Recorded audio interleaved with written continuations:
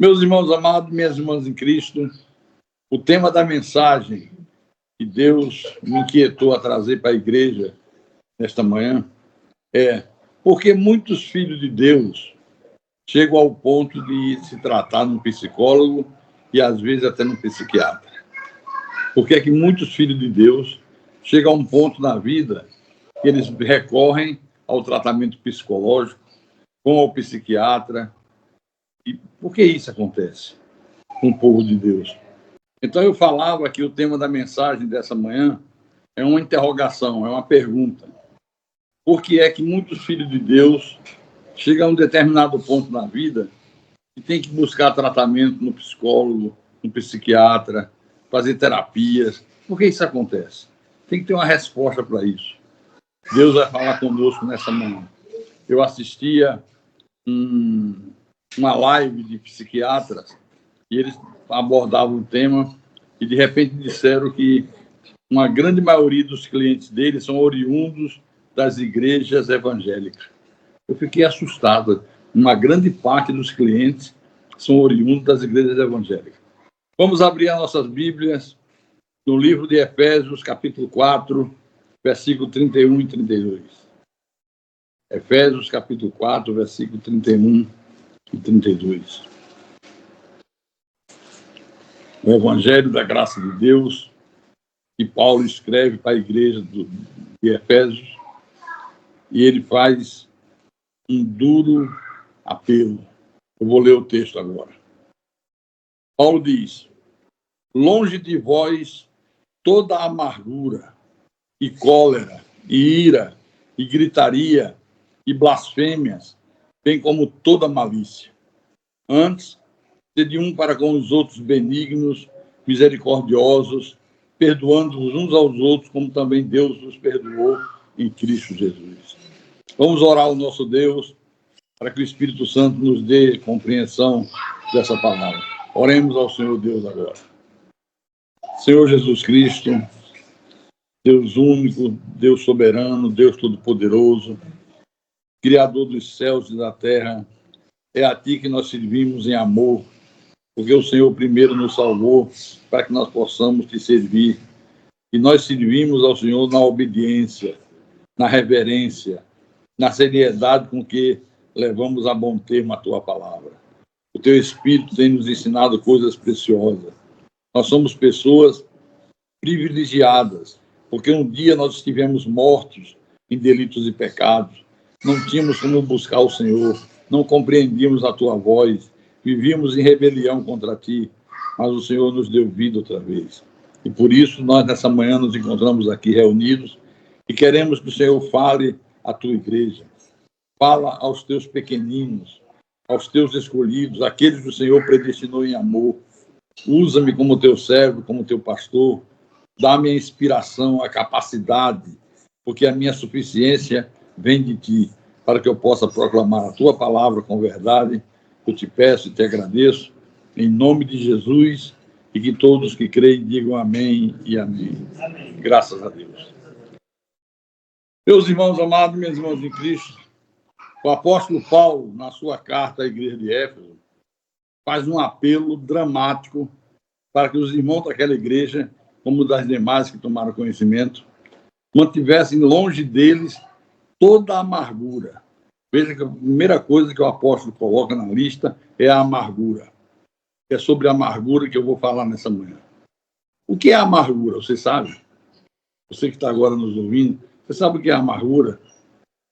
Hoje, nesta mensagem, nós vamos aprender o que é a amargura, como é que ela nasce e se instala na vida de um eleito de Deus, os efeitos terríveis que a amargura causa na vida de quem a cultiva, porque tem gente que cultiva a amargura. Vamos aprender também como vencer a amargura, porque você tem duas opções. Ou você cultiva a amargura e sofre os males que ela causa, ou você se mantém longe dela e desfruta dos benefícios de Deus para a tua vida. Em nome de Jesus. Eu digo sempre, as oportunidades que eu tive de falar sobre esse tema, que a amargura é como se fosse um veneno que a pessoa que quer se suicidar, vai bebendo aos pouquinhos, até que chega um dia que o veneno te mata. Então, Deus está falando hoje com a igreja de um tema de muita importância. Eu queria que você prestasse muita atenção. Como nasce a amargura, você sabe? Vamos ver isso. Em Hebreus capítulo 12, versículo 15. Hebreus 12, versículo 15. Diz assim a palavra do nosso Deus: atentando diligentemente para que ninguém seja faltoso, separando-se da graça de Deus, nem haja alguma raiz de amargura que, brotando, vos perturbe, e por meio dela muito se contamine. Então, a amargura é um sentimento ruim que brota na vida da pessoa de um ressentimento qualquer que ela tem na vida, não resolvido. Criou um ressentimento, foi ofendido, foi magoado, aí cultiva esse sentimento de amargura e vai remoendo aquilo dentro dela pela vida fora. Às vezes isso começa quando alguém te ofende. Ao invés de você procurar liberar perdão para essa pessoa, buscar uma reconciliação, você permite que aquela ferida permaneça aberta e a ferida vai chegar uma hora que vai infeccionar, vai criar problemas sérios para a tua vida. Por exemplo, uma coisa que provoca amargura, uma traição por parte de um amigo. Você tem um amigo que você considera muito e um dia esse amigo causou a você um dissabor, uma traição qualquer. Isso aí foi plantado no teu coração e vai gerando amargura. Uma desavença familiar que nunca foi resolvida. Às vezes irmão contra irmão, uma desavença entre o filho e o pai, entre o pai e o filho, entre a esposa e o marido. Bom, dentro da família, há uma desavença, há um mal-entendido, e não se resolve, se cultiva aquele sentimento ruim dentro da pessoa, isso é amargura. Às vezes a amargura nasce de expectativas frustradas, tanto em relacionamento como na vida profissional. Por exemplo, você se relaciona com uma pessoa, é uma namorada, uma noiva ou uma esposa, e chega a determinada hora e aquele relacionamento não deu mais certo. O cônjuge resolveu ir embora. Isso causa uma frustração muito grande. E a frustração, quando não é resolvida, produz amargura. Agora, o perigo da amargura é que ela cresce, se espalha, ela prejudica não só a pessoa, mas também aqueles que convivem com ela. A amargura causa problema para todo mundo. Todos nós já sentimos em algum momento da nossa vida esse gosto azedo da amargura. É aquele sentimento amargo de aflição, de angústia na alma, de desgosto, de dor moral que nos atinge cheio no nosso espírito. Isso é amargura. Agora, eu quero que vocês entendam que sentir amargura não é pecado, não. Não é pecado. Agora, você cultivá-la pode te levar a muitos pecados e a graves prejuízos para a tua vida em todas as áreas e na saúde também. E amargura não é pecado. Pecado é cultivar a amargura. Não dá um basta nela logo que ela surge. Vai cultivando.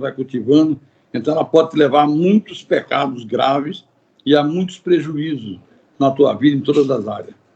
Então, dessa maneira, compreender as nossas amarguras e resolvê-las é extremamente importante, não só para o teu presente, como para o teu futuro também. Resolver a amargura, compreender que você está amargurado, tem que compreender e buscar a solução. A amargura pode impedir de nós sermos abençoados por Deus, além de nos trazer muitas dores, muito sofrimento, muitas coisas negativas em todo sentido, ela impede que as bênçãos de Deus nos alcancem. Isso é muito grave. Eu queria mostrar para vocês os efeitos destrutivos da amargura. Vamos, por favor, em Provérbios, capítulo 14. Provérbio 14, versículo 10. Parece uma coisa de só menos importância, mas não é. tanto não é que leva pessoas que, apesar de serem de Deus, apesar de frequentar a igreja, apesar de terem Bíblia, ao psicólogo, ao psiquiatra, e as pessoas vivem dependentes de tratamentos psicológicos. Então, diz assim, Provérbios 14, versículo 10. O coração conhece a sua própria amargura, e da sua alegria não participará o estranho. Quer dizer que a amargura corrói o coração. A amargura aprisiona a pessoa em mágoas passadas. E ela se manifesta na nossa vida de várias formas diferentes. Por exemplo, ela nos afasta de Deus. A amargura impede que você receba, na sua plenitude, a graça e o amor de Deus. Por quê? Porque ela faz você ficar preso a um passado ruim. Você fica preso ao passado, algo que aconteceu lá atrás. E o tempo passa, os anos passam, e você vai carregando consigo aquela amargura para o tempo presente. Afeta nossa saúde mental e física. Olha que coisa. Às vezes você tem problemas mentais, problemas físicos, e não sabe que a causa é uma amargura. Esse acúmulo de ressentimentos pode resultar em estresse graves, depressão, insônia, a pessoa não consegue dormir de noite, mesmo tomando os remédios que fazem dormir, ela não consegue dormir. Pode provocar um AVC cerebral, problemas cardíacos. Olha, é um inferno na vida da pessoa. Eu sempre uso como ilustração o seguinte. Pense agora na amargura como uma prisão. Uma prisão, onde o prisioneiro está lá dentro, tem a chave da cela, mas ele escolhe não sair. Está na mão dele a chave. É só ele abrir e ir embora. Mas ele escolhe ficar preso. A amargura nos aprisiona. Mas o Senhor Jesus já te deu a chave da cela. Já te deu a chave da prisão. Você que tem que decidir sair. Pastor, qual é o caminho para eu me libertar da amargura? Qualquer caminho para libertar você da amargura tem que ter dois componentes, perdão e graça. Aí é fundamental. Abra em Colossenses, capítulo 3, versículo 13. Colossenses 3, 13. Colossenses, capítulo 3, versículo 13. Ok? Então, vou lá. Diz assim o Espírito Santo. Suportai-vos uns aos outros. Perdoai-vos mutuamente, caso alguém tenha motivo de queixa contra o outro. Assim como o Senhor vos perdoou, assim também vós perdoai. Em Mateus, capítulo 6, versículo 14 e 15, quando Jesus ensinou a oração do Pai Nosso, que é um modelo de oração, Mateus, capítulo 6, versículo 14 e 15. Versículo 14 diz assim, porque se perdoardes aos homens as suas ofensas, também vosso Pai Celeste vos perdoará. Quer dizer que uma coisa está condicionada à outra. Se, porém, não perdoardes aos homens as suas ofensas, tampouco vosso Pai vos perdoará as vossas ofensas. Quer dizer, Deus está dizendo que à medida que eu perdoo o meu próximo, aquele que me ofendeu, aquele que me feriu, aquele que me magoou, o Senhor vai agir da mesma forma para comigo. E todos nós pecamos ao longo da nossa vida. Todos nós passamos por um momento de dificuldade. Mas o Senhor exige que, da mesma maneira que eu perdoo o meu próximo, Ele vai me perdoar. Agora, esse perdão aqui tem que ser um perdão verdadeiro, um perdão sincero. Eu vejo muita gente que foi ofendida por alguém, aí diz assim, eu já perdoei, agora só não quero mais falar com ela. Isso não é perdão nem aqui, nem na China, nem em São Paulo. Em lugar nenhum. O perdão faz você esquecer tudo. Você não lembra mais do que aconteceu com amargura, com ódio, com mágoa, com desejo de vingança. Não tem esse papo de perdoei e fulano vem ali, vou mudar de calçada. Por que você vai mudar? Porque eu não tolero nem olhar para a cara dele. Você não perdoou nada. Você está enganando a você próprio. Perdão é coisa séria. Tem gente que diz assim, pastor, eu estou me preparando para perdoar. Jesus se preparou para perdoar você? Quando você peca contra Deus, Jesus diz para você assim, olha, vamos preparar um pouquinho para eu te perdoar. Dá um tempo aí, você fica um tempo esperando o perdão, ou ele perdoa automaticamente? Perdoa automaticamente. Então, a igreja de Jesus, os eleitos de Deus, têm que aprender a colocar isso em prática. Perdão é coisa séria. Outra coisa, é importante você reconhecer a amargura. O primeiro passo para uma pessoa superar a amargura e vencê-la é reconhecer a amargura. Porque nós não podemos tratar de uma coisa que nós não admitimos que existe na nossa vida. Você vê a pessoa amargurada, está nos olhos dela, está nas atitudes dela, mas ela diz, não, eu não tenho amargura, não. Como é que você vai tratar uma coisa que ela não acredita que tenha? Então, o primeiro ponto é você reconhecer que tem amargura. Tem muita gente, mas muitas, não são poucas, não, que tem amargura, mas nega. Outro ensinamento. Buscar a cura da amargura em Deus. Vou explicar.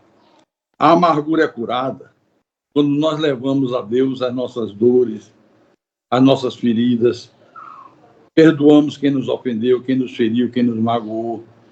Tudo isso feito pela sua graça, que faz com que Deus nos restaure. Esse é o processo, não existe outro. Praticar o perdão. Eu digo o seguinte, você já deve ter assistido filmes americanos, e às vezes a polícia americana vai prender duas pessoas, aí ela prende, bota a algema em um e a algema no outro. A mesma algema prende os dois. Os dois presos vão juntos. Não pode um se desgrudar do outro, que é a mesma algema. Então, o perdão é como você cortar aquelas algemas que te mantém preso a outra pessoa, a quem te feriu. A falta de perdão faz você se tornar escravo de quem te ofendeu. Olha que coisa séria. Você não perdoa, então você se torna escravo de quem te feriu, de quem te magoou. Porque você fica remoendo aquele fato o tempo inteiro. Passa 1 ano, 2 anos, 3 anos, 10 anos, e está sempre remoendo. Quando toca no nome da pessoa, vixe, não gosto nem de tocar no nome dessa pessoa, porque ela me fez tanto mal, mas eu já perdoei. Deixa de ser mentiroso. Como é que perdoou se não tolera nem falar no nome?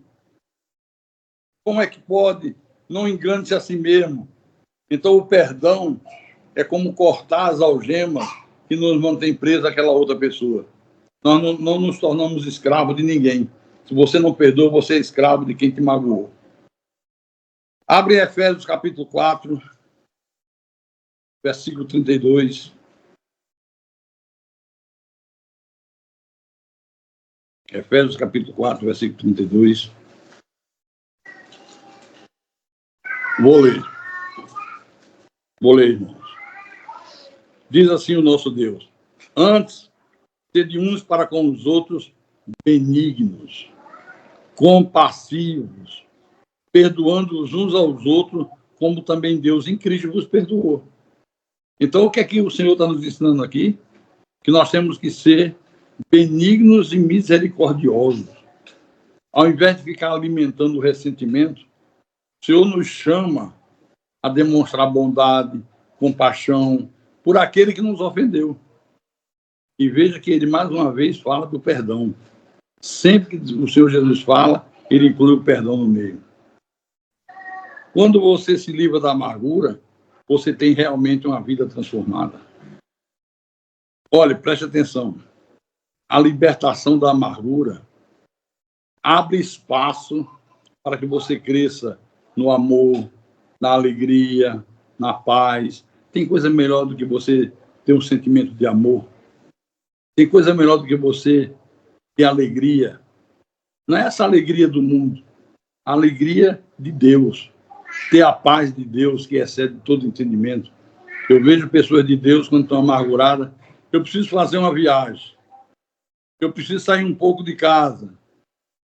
Amargurada. Não é isso que resolve a amargura. Quando você dá espaço ao perdão, você cresce em amor, em alegria e em paz.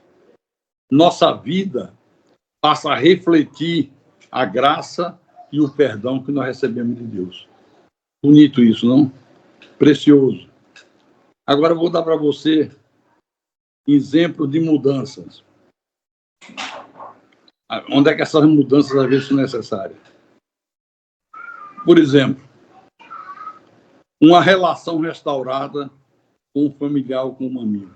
Teve um familiar, um parente que te ofendeu, te feriu, te magoou. Você restaura esse relacionamento, perdoando a pessoa, mostrando que você é superior, mostrando que você é uma pessoa de Deus. Porque eu não compreendo como alguém disse ter perdoado outra pessoa, mas fica transtornado quando vê a pessoa. Não, já perdoei. Aí tem uma reunião de família, chega a pessoa que ela disse que perdoou.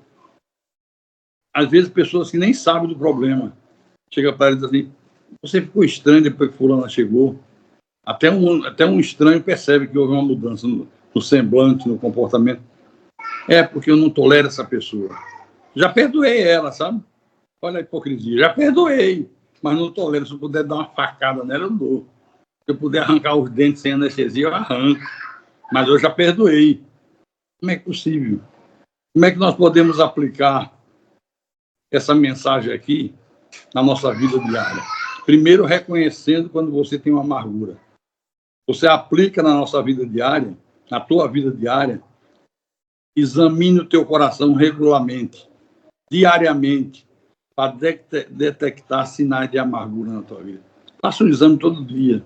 Chegar à noite, na hora que vai dormir, alguém me ofendeu, alguém fez alguma coisa que me deixou magoado, a amargura está no meu coração, deixa eu tirar a partir de agora, rápido, corta o mal pela raiz, um autoexame para detectar sinais de amargura. Segunda coisa que você deve fazer para aplicar isso à sua vida.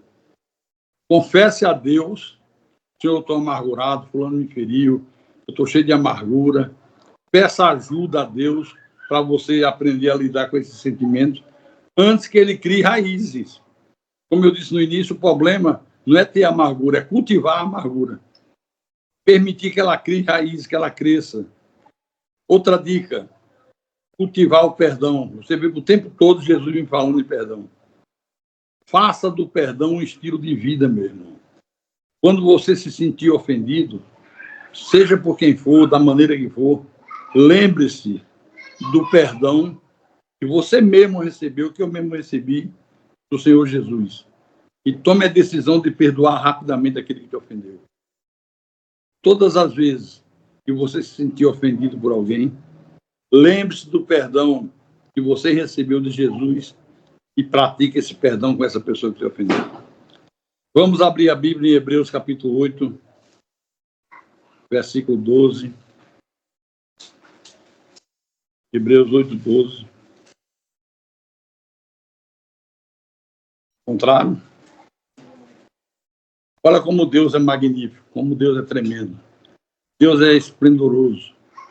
Ele diz assim, pois para com as suas iniquidades, está falando com você, está falando comigo, usarei de misericórdia, e dos seus pecados jamais me lembrarei. Não é que você não vai se lembrar mais nunca de quem te ofendeu. Só que há uma diferença quando você perdoa de coração. Você lembra do ocorrido, mas você não sente mágoa, não sente rancor, não sente desejo de vingança. Pelo contrário, você sente você sente um sentimento de piedade por aquela pessoa que te ofendeu. Você quer ajudá-la para que ela mude, para que ela se transforme. Então, ore por aqueles que te feriram. Não tenha vergonha de orar por quem te feriu. A oração é uma ferramenta que Deus nos concede, poderosíssima, para curar qualquer ferida do nosso coração. Quando nós oramos por nossos inimigos, isso é bíblico, Deus trabalha tanto na minha vida como na tua vida também. Quando você ora pelo teu inimigo, Deus trabalha na vida do teu inimigo e na tua vida também. Tudo Deus está presente, não é maravilhoso? Outro ensinamento que Deus nos passa aqui é que nós devemos praticar ao longo da nossa existência atos de bondade. Irmão, creia nisso. O mal é vencido pelo bem. Ao invés de você alimentar a amargura, procure a maneira que você achar mais adequada de mostrar bondade e misericórdia pelos outros. Entendeu isso? Especialmente por aqueles que te feriram, por aqueles que te machucaram. Procure maneira de mostrar atos de bondade, de misericórdia para com os outros, especialmente por aquele que te feriu. O sacrifício de Jesus na cruz é o maior exemplo de perdão que você pode ter. Você já parou para pensar no sacrifício que Jesus fez na cruz do Calvário para perdoar todos os nossos pecados? Ele derramou o próprio sangue, deu a própria vida, sofreu no meu lugar, no teu lugar, para, em troca disso, ele perdoar o nosso pecado. Então, é através desses exemplos que Deus nos capacita a perdoar e sermos livres. Quem perdoa é livre, quem não perdoa é escravo. Tem um exemplo que é maravilhoso na Bíblia, porque às vezes dou o exemplo de Jesus, e pastor, mas aí era Jesus, quem sou eu para ser comparado com Jesus? Jesus perdoou, foi na cruz, sofreu, padeceu, apesar de todos os males que nós praticamos contra ele, mas quem sou eu para fazer o que Jesus fez? Então, eu vou te trazer um exemplo de uma pessoa normal, como eu, como você. Eu quero falar de José do Egito. Esse exemplo é maravilhoso. José do Egito, você lembra a história dele? Tinha tudo para ser um homem amargurado. Em primeiro lugar, foi vendido pelos irmãos como escravo.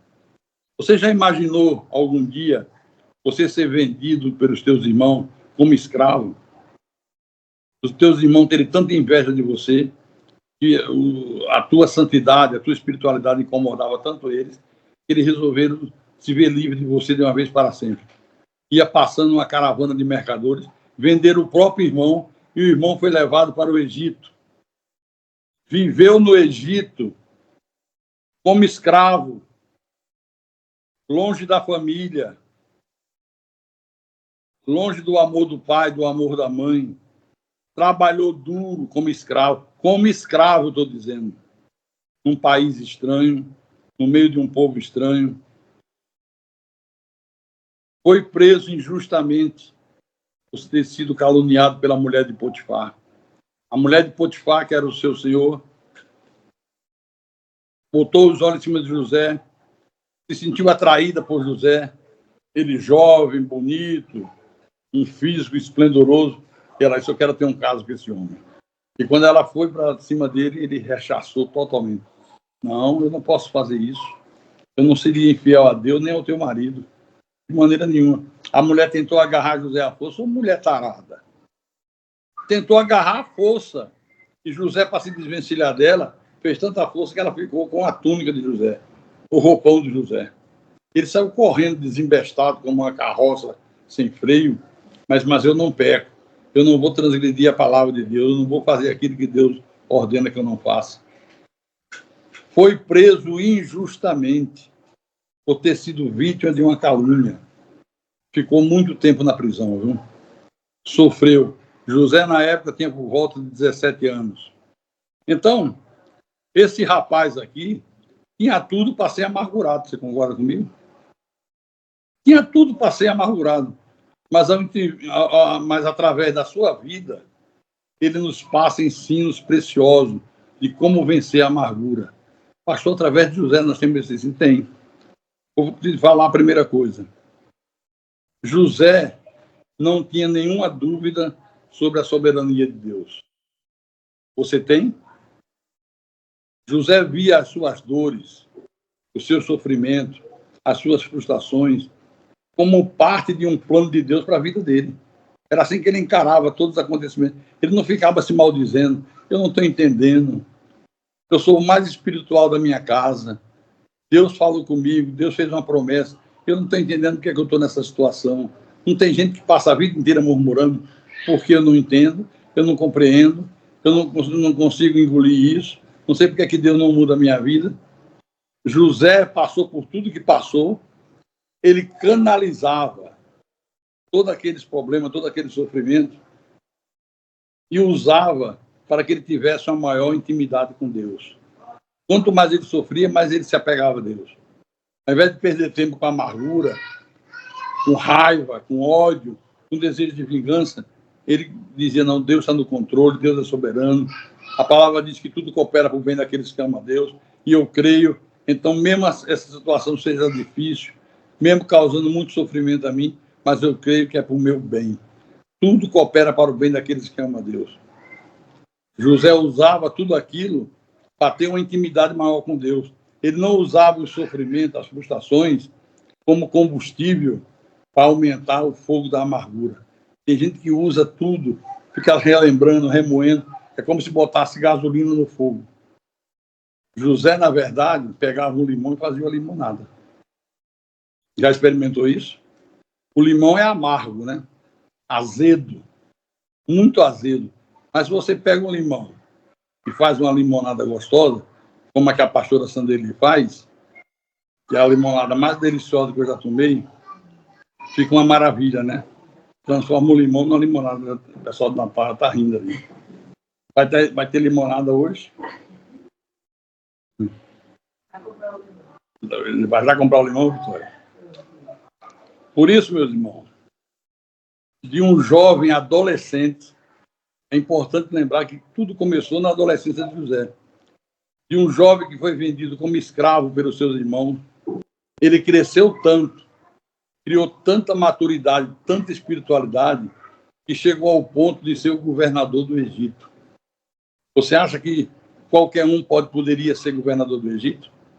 O próprio faraó disse, onde eu vou achar um homem com essa capacidade que você está exigindo para sair da crise que vem pela frente?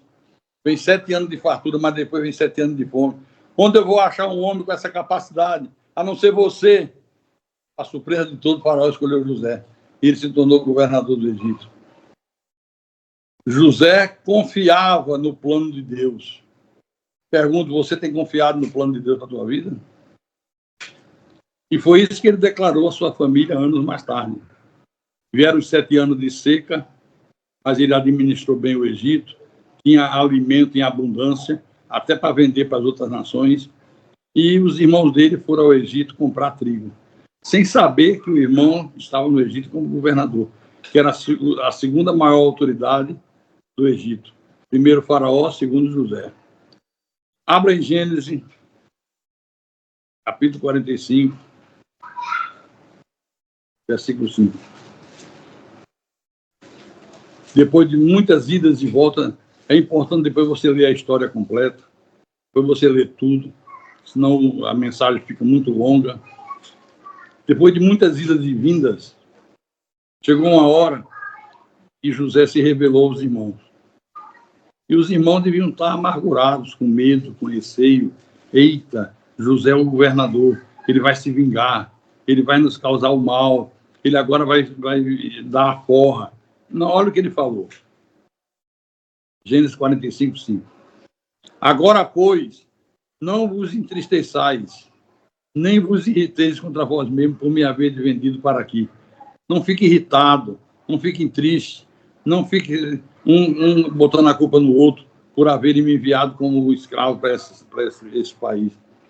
Porque, para a conservação da vida, Deus me enviou adiante de vós. Você está compreendendo? Quem confia na soberania de Deus, meu irmão, procura entender melhor as situações de amargura e vence. José entendia, olha, Deus me enviou diante de vocês. Tudo isso está dentro de uma vontade soberana de Deus. Tem um plano perfeito de Deus, que às vezes você não entende no primeiro momento, mas vai entender depois. Tem que crer que nada acontece sem que seja com a permissão de Deus. Deus é soberano. Ninguém pode frustrar os planos de Deus para a tua vida. Então José entendia que tudo aquilo ali fazia parte de um plano. Deus me enviou adiante de vocês para a conservação da vida. Se eu não fosse o governador do Egito, o Egito estaria também em fome. Vocês todos iam morrer de fome. Mas Deus me enviou dentro de um plano perfeito. Isso é confiar na soberania de Deus. Outra coisa que eu vejo aqui. José nunca permitiu que o seu coração ficasse remoendo mágoas. Nunca. Ele não foi de onde os irmãos o venderam para o Egito se maldizendo. Não estou entendendo. Por que é que Deus me deixou meus irmãos fazer isso? Por que é que Deus não interviu? Ai, eu estou com ódio dos meus irmãos. É assim que você vê em muitas famílias. Ele nunca permitiu que o seu coração ficasse remoendo mágoas. E você tem permitido? Você fica remoendo mágoas de um fato que já passou? Você já perdoou quem te ofendeu? Ou continua remoendo? Não, eu estou dando um tempo, pastor. Está dando um tempo? Você está fazendo desse tempo combustível para manter a amargura viva. Ficar remoendo mágoas é jogar gasolina no fogo.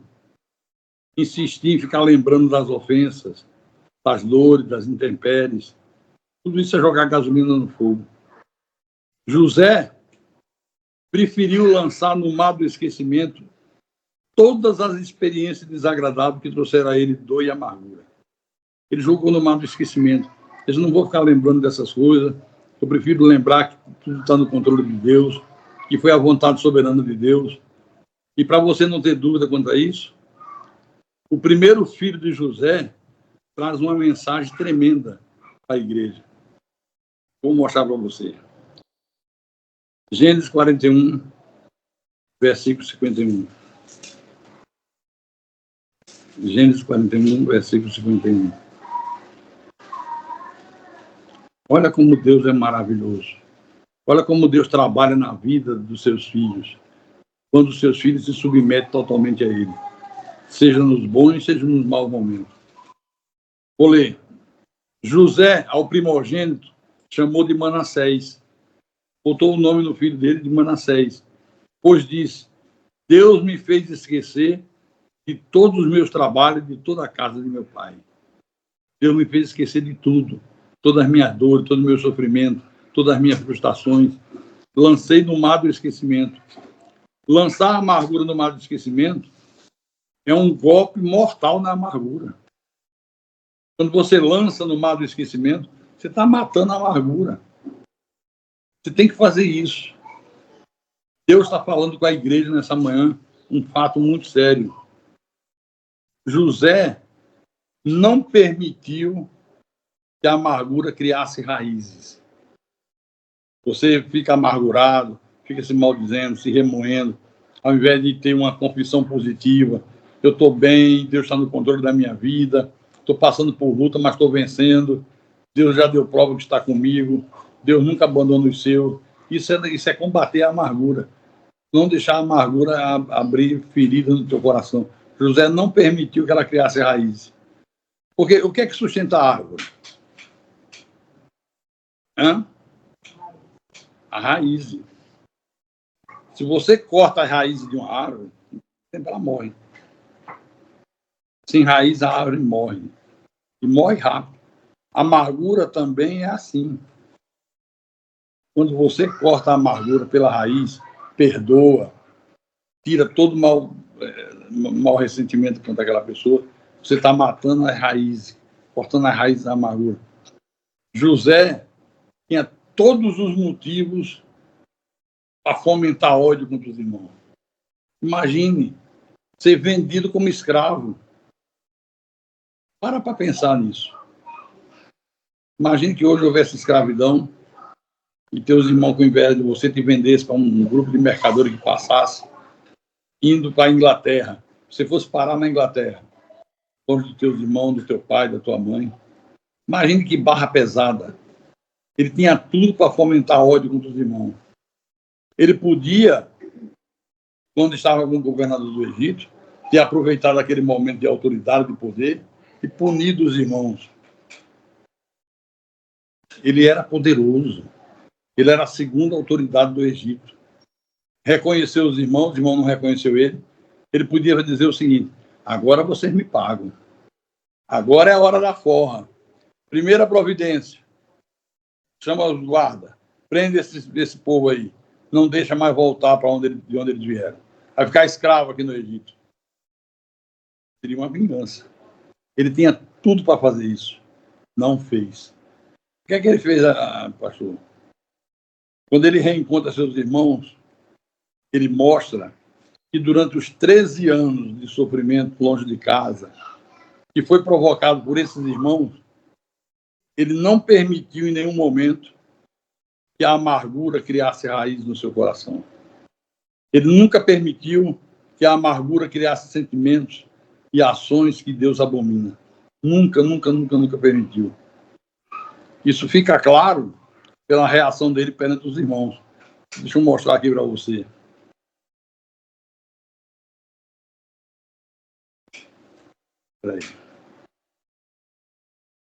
Calma nessa hora. Eu hoje acordei, como faço sempre cedo, tomo minha medicação e esqueci. Já caminhava para aqui para começar o culto. Quando me veio na minha mente, para minha mulher: será que eu tomei meu remédio? Nunca esqueço. Hoje eu esqueci. E quando esqueço, o tremor se acentua. Mas tomei. Gênesis 45. Gênesis capítulo 45.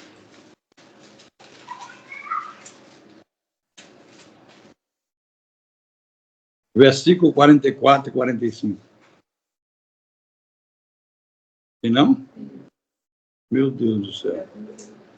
Mas o 45 tem? Onde é que eu fui achar isso, hein?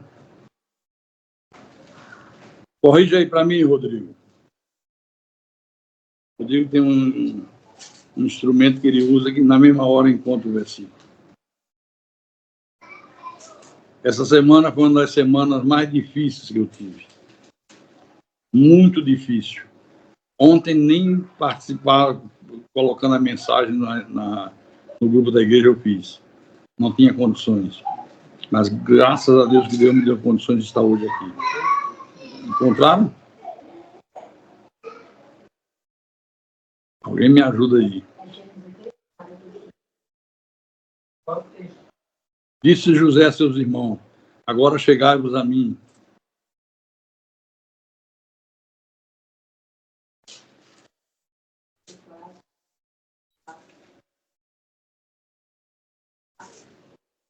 Gênesis 45, 4. Deve ser 4 e 5. Onde é que eu fui botar 44, 45?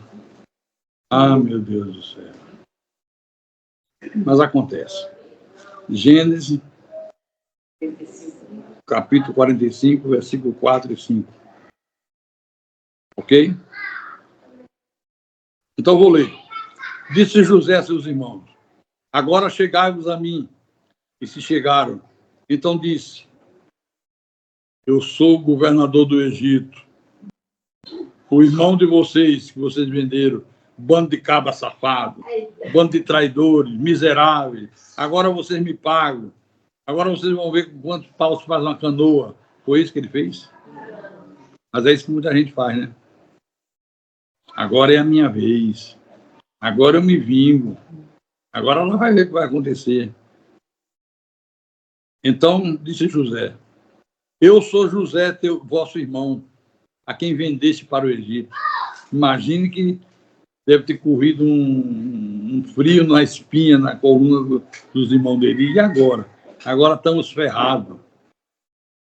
Mas José disse: agora, pois, não vos entristeçais, nem vos irriteis contra vós mesmos por me haver vendido para aqui, porque para a conservação da vida Deus me enviou adiante de vós. Olha que coisa interessante isso aqui, irmão.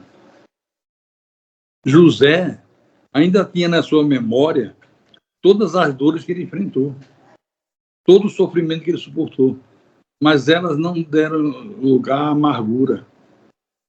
Era apenas uma lembrança de algo que aconteceu no passado.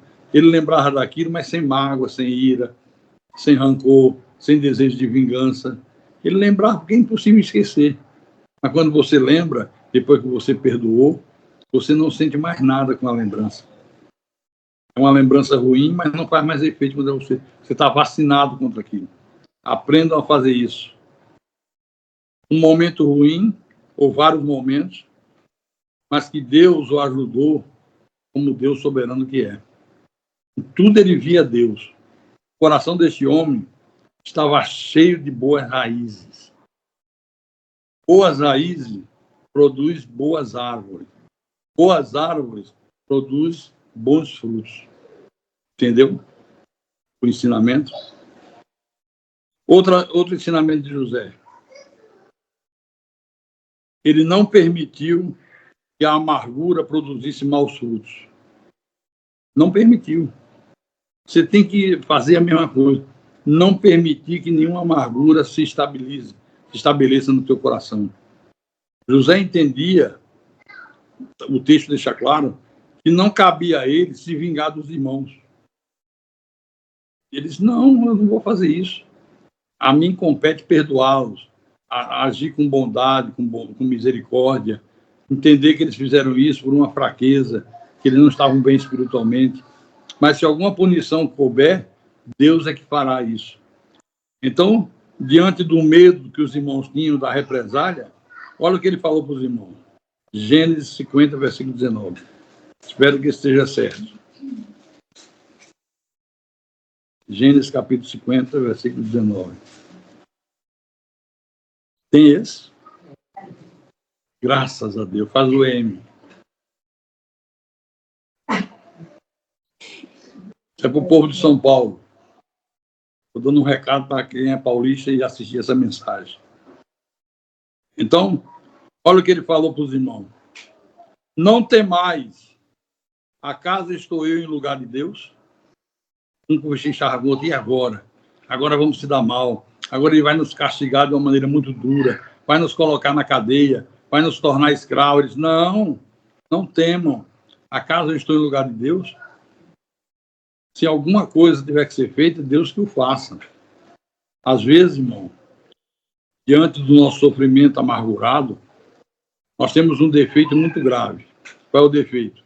É querer achar culpados para descarregar nossa amargura. Você está amargurado, não perdoa, guarda ressentimento, aí fica procurando um motivo para justificar a tua amargura. José, pelo contrário, confiava que toda e qualquer retribuição e justiça era a função de Deus fazê-lo.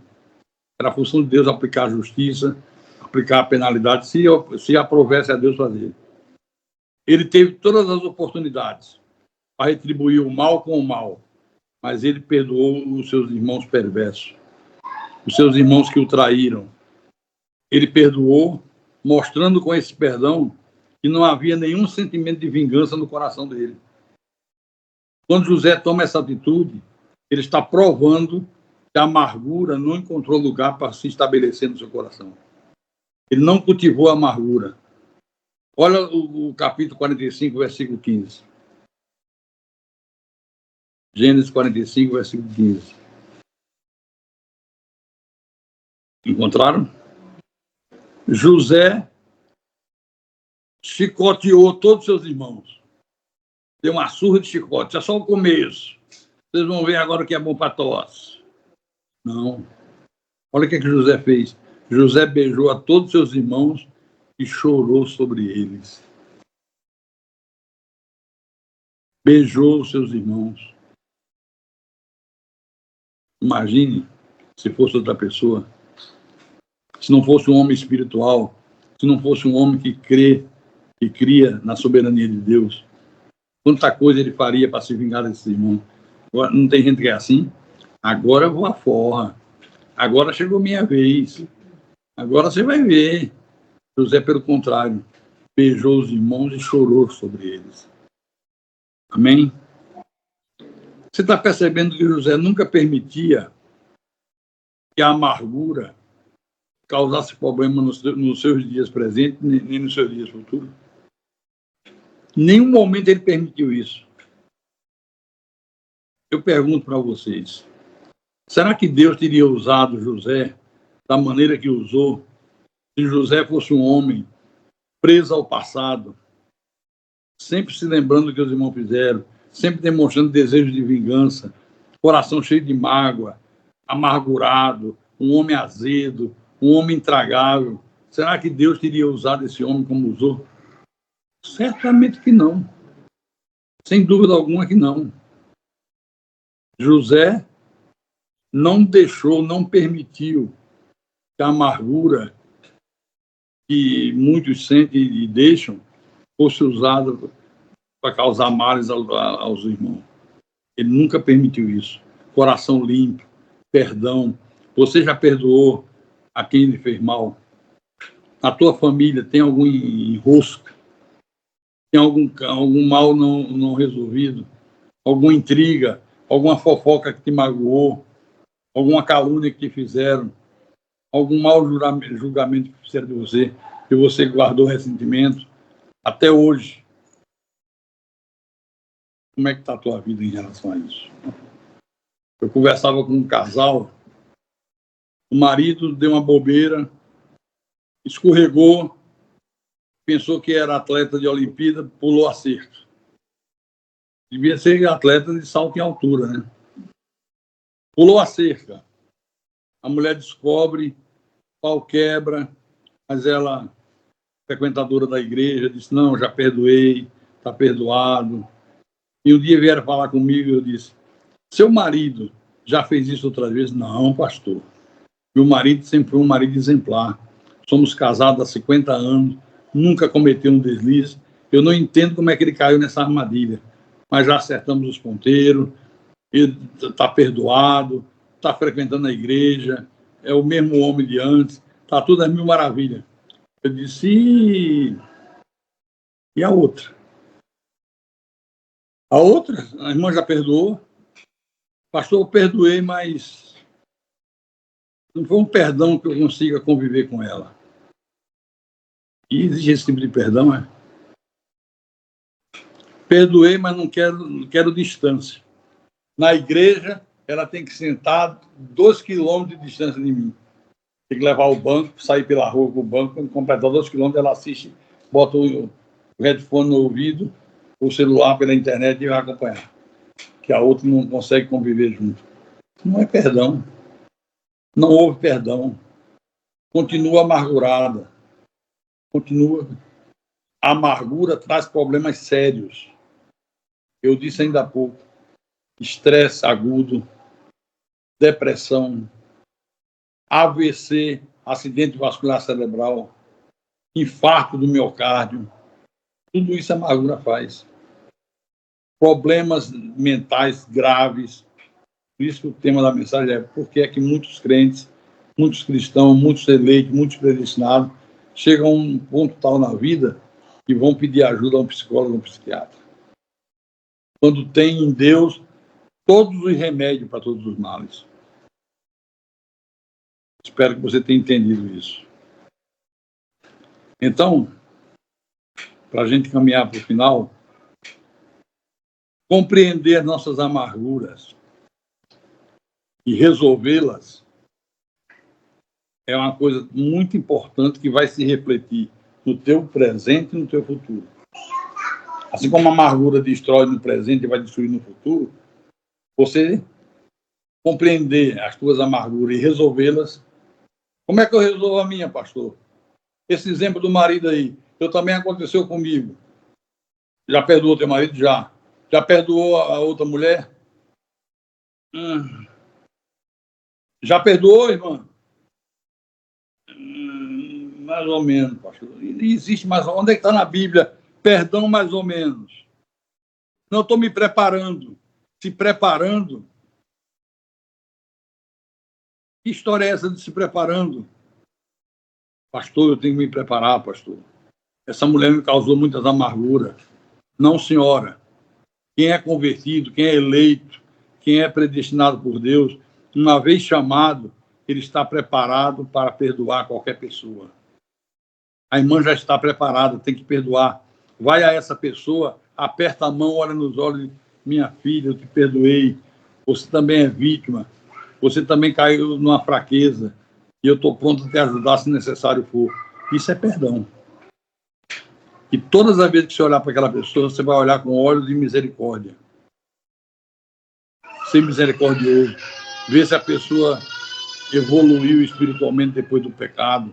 Ver se mudou de vida. Se está precisando de ajuda. Isso é a atitude de quem perdoa de verdade. São os meninos na escolinha de criança. Um caiu, aí está chorando. Então, eu termino dizendo que o convertido já está preparado. Basta você lembrar das palavras de Jesus. As minhas ovelhas ouvem a minha voz. Não é ouvir com essa orelha de carne, não. Ouve no sentido de obedecer. As minhas ovelhas obedecem a minha voz. Obedece o meu mandamento. O que o mandamento diz? Longe de vós toda amargura. Jesus está dando uma ordem, um mandamento. Tira a amargura do teu coração. Não deixa ela se instalar. Não deixa criar raízes. Não deixa destruir a tua vida e dos que estão ao teu redor. Tira longe da tua vida. É para fazer de imediato. É para colocar em prática. Isso aqui não é uma teoria. É para você praticar. E praticar de imediato. E quem tem ouvidos para ouvir, que ouça o que o Espírito falou com a igreja nessa manhã de domingo. Em nome de Jesus, para a glória de Deus. Louvado seja o nome do Senhor.